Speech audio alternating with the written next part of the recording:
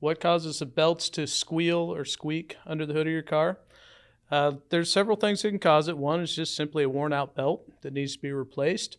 Otherwise, there are other components under the hood there that are driven by the belt that can cause the squeak. There's some pulleys under there. They're called idler pulleys, and a tensioner that can start to fail and can cause a belt squeak or misalignment.